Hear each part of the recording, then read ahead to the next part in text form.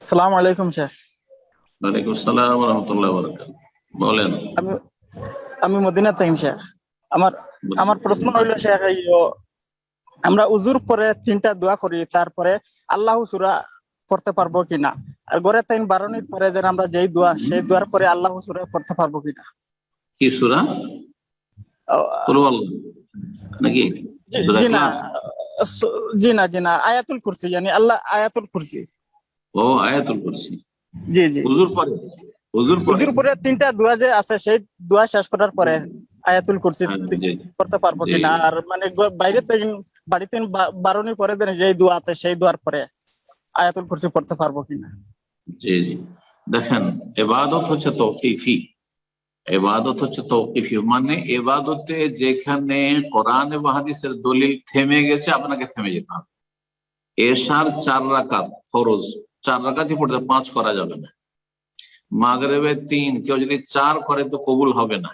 ফজরে 2, কেউ যদি 3 করে যে আমি একটু বেশি পড়লাম অথবা 4 পড়লাম, কবুল হবে না। এবাদত তৌকিফি, এটি হচ্ছে ফিকহের ভাষা বা আকীদার ভাষা, যে এবাদত কিসের উপর নির্ভরশীল? দলিলের উপর নির্ভরশীল। যেখানে দলিল থেমে গেছে কোরআন সুন্নাহ, সেখানে আপনাকে থেমে যেতে না, বাড়ানো যেতে না। বাকি ব্যবসা বাণিজ্য, দুনিয়া চলাফেরার ক্ষেত্রে, দুনিয়ার উন্নতির ক্ষেত্রে আসল হচ্ছে যে জায়েজ, যদি কোনো বাধা না থাকে।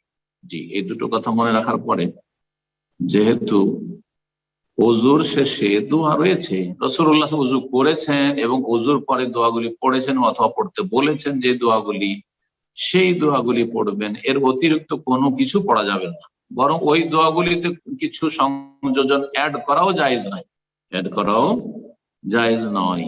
তো আয়াতুল কুরসি কেউ যদি ওজুর পরে পড়ে তো বিদআত হয়ে যাবে, বিদআত হয়ে যাবে, সুন্নাতের খেলাফ, বিদআত হয়ে যাবে।